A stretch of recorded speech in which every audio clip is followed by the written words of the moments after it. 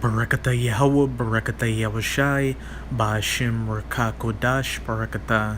First and foremost, I want to give all praises, glory, and infinite honors to Yahweh Ba'ashim Yahushai. Double honors to the apostles and elders at Great Millstone that rule well, and peace and salutations to Ya'akim out there pushing this word in truth and sincerity. May you brothers endure until the end. This is the brother Raya with another video, and I got a few articles and scriptures just to keep showing that mark of the beast is that microchip implant. And I mean, if the spirit's dealing with you, it should be irrefutable at this point. You still got a lot of people out there that just can't get it. And I mean, I don't know what to tell you. Clearly, Yahweh Ba'ashim Yahushai is not dealing with you. And you probably call yourself a black Hebrew Israelite or think that the mark of the beast is an embargo on Christianity. And the first article I'll be reading from is on activistpost.com, and the title reads, Historic Judgment as India's Nationwide Biometric ID Database Ruled Constitutional. And with these two articles I'll be reading from, they deal with countries that aren't the United States, going to show that these countries all around the world are marching forward to that eventual implementation of that microchip implant.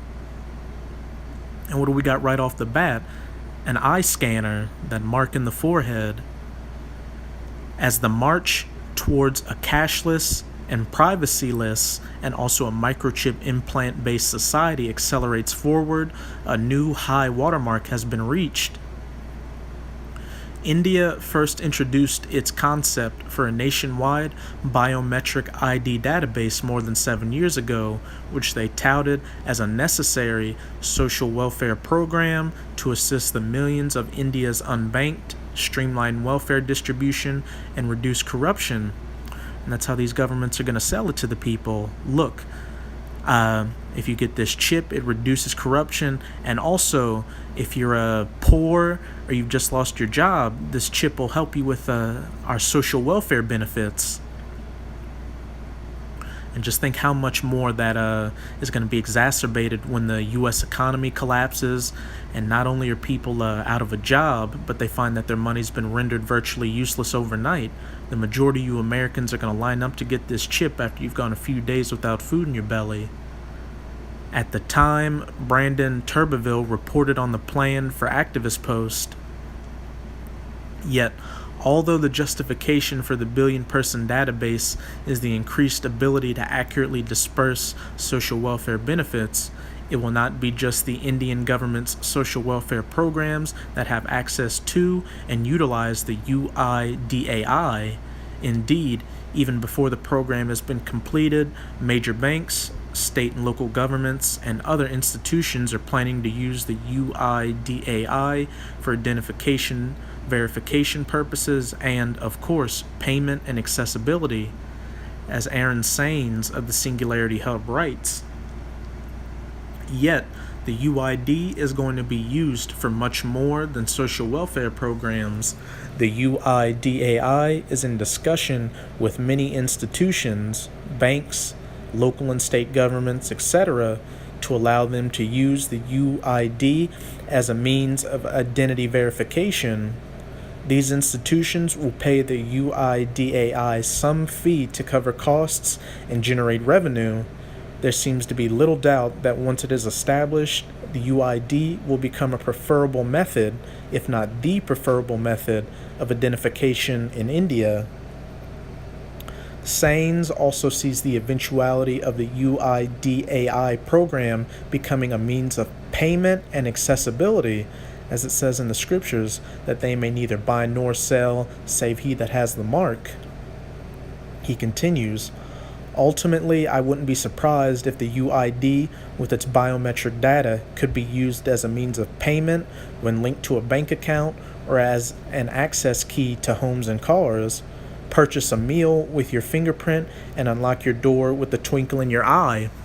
And these eye and fingerprint scanners are just a stepping stone to the eventual microchip implant, because it would be much more easy to just have that chip scanned and automatically pick up somebody's biometric data than scan their fingerprint or their eye, then have to go through millions of people's data just to get your identification.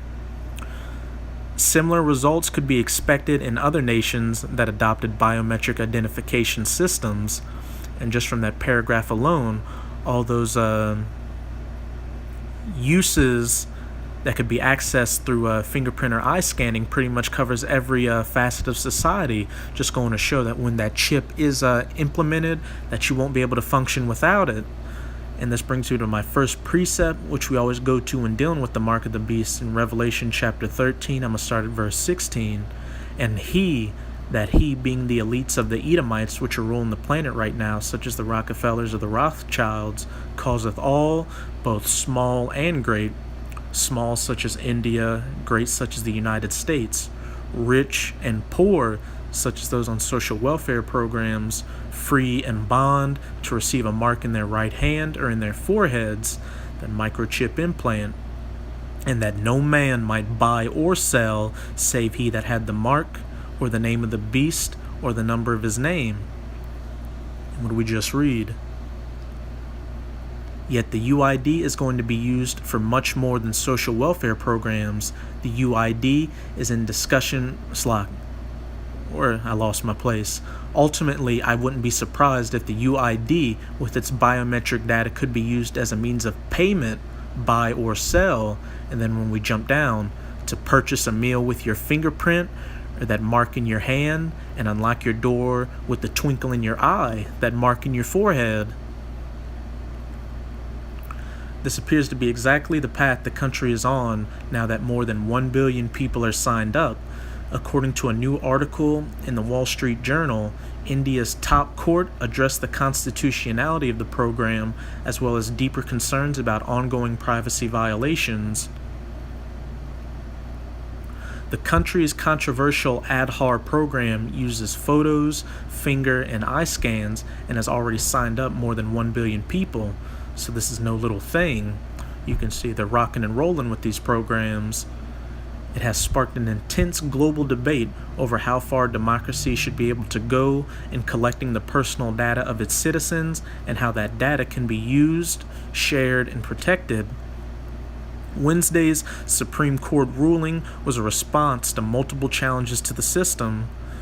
A 5-judge panel ruled in a 4-1 decision that the program is constitutional and helps the poor by streamlining disbursement of welfare benefits.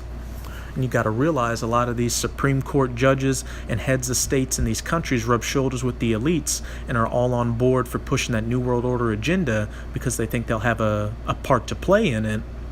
And just recently, it was ruled in India that there can no more be a ban on gay sex, showing that these other nations of people are rocking on the vibration of the elites and their New World Order agenda. And now I'm going to go to my next article, also on activistpost.com, titled, Digital Strip Searches Increasing at Borders, Refusal Could Lead to $5,000 Fine. Apparently, the era of digital papers, please, is upon us. Earlier this year in March, I reported on allegations that travelers on domestic flights within the United States had received warrantless requests to inspect their digital devices. The allegations led to an as-yet unresolved lawsuit, to my knowledge, filed by the ACLU of Northern California against the TSA. While I'm not aware of further reports coming out of the U.S. about demands for digital device searches, New Zealand has now openly declared it as a policy. Radio New Zealand reports that the Customs and Excise Act of 2018, which comes into effect today, sets guidelines around how customs can carry out digital strip searches. Previously, customs could stop anyone at the border and demand to see their electronic devices. However, the law did not specify that people had to also provide a password. The updated law makes clear that travelers must provide access, whether that be a password, PIN code, or fingerprint, that being the key word, but officials would need to have a reasonable suspicion of wrongdoing. It is a file-by-file search on your phone. We're not going into the cloud. We'll examine your phone while it's on flight mode, Customs spokesperson Terry Brown said. If people refuse to comply, they could be fined up to $5,000 and their device would be seized and forensically searched. And with this leisure society that we live in, people are too lazy to go through all that hassle. So it'd just be much easier for them to get that microchip implant, get scanned and verified, and bypass a possible $5,000 fine or having somebody go through their phone and see stuff they don't want them to see. Mr. Brown said the law struck the delicate balance between a person's right to privacy and customs law enforcement responsibilities. I personally have an e-device and it maintains all my records, banking, data, etc., etc., so we understand the importance and significance of it. Aside from the invasion of personal privacy, access to banking is an interesting point to introduce. In fact, this could greatly impact the ability to travel with cryptocurrency between borders. The rise of Bitcoin and other cryptocurrencies stored on digital devices as wallets as a safe means of traveling with large funds across borders makes this ruling particularly draconian, according to Bitcoin.com. And cryptocurrencies are just the next step in leading towards that microchip implant, because you can have your digital device hacked and lose all your cryptocurrencies, which is probably going to happen to a lot of people to further push this chip, so people would feel much safer getting that chip in their hand and not having it hacked, because the only way somebody could take it in their mind is to have to cut their hand off and take that chip out. While preventing terrorists and other dangerous criminals from gaining entry is a justifiable reason for profiling and potentially searching new arrivals, it's also used as a dragnet exercise. From cypherpunks to activists, anyone deemed vaguely anti-government, despite presenting no physical threat to the state, and are prone to being hauled up for interrogation. And who's to say what a activist or a terrorist is?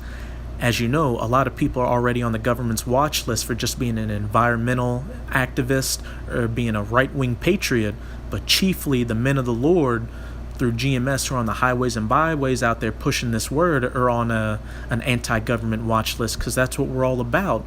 We preach of the downfall of America, also known as Mystery Babylon in the scriptures, and the elites know that when the true vibration of Yahweh Ba'Shem Yahushua is getting pushed out there, that whatever kingdom ruling at the time is about to come to its end. So that's why you're seeing all this push for a black Hebrew Israelite or a black identity extremist to link that to us and get us off those highways and byways, which is eventually going to lead to a lot of brothers getting thrown into FEMA camps during the times of martial law, where they're going to be faced with taking that chip and showing their allegiance to the government, or not taking that chip and possibly being put to death. And this brings me to Revelation chapter 13, verse 15. And he had power to give life unto the image of the beast. And that image of the beast is Esau's financial, political, and military system, which that microchip implant is going to be a big part of. That the image of the beast should both speak and cause that as many as would not worship the image of the beast should be killed. And brothers will be martyrs in this truth. But just whatever you do, do not take that chip. Endure until the end, no matter what Esau throws at you, because the reward for enduring to the end is beyond imagination. And now I'm going to close it out with Revelation chapter 20, verse 4. And I saw thrones, and they sat upon them, and judgment was given unto them. And I saw the souls of them that were beheaded for the witness of Yahushua and for the word of the Most High, and which had not worshipped the beast, neither his image, neither had received his mark, that microchip implant, upon their foreheads or in their hands, and they lived and reigned with Hamashiach 1,000 years. So Yahweh willing, I'm of that number, but whoever endures until the end and takes whatever Esau throws at them, they're going to be of the elect, the 144,000, ruling with Yahushua, whom the world ignorantly calls Jesus, for that first 1,000 years, putting this world in order and being the new elites of the planet. And that's worth any affliction that may be thrown at you. So with this video, I hope you sincere Akim out there were edified. Don't take that chip, because we're at the door of all hell breaking loose. So with that, I'm going to say Ababa Ball, Kwam Yasharala. Until next time, Shalom.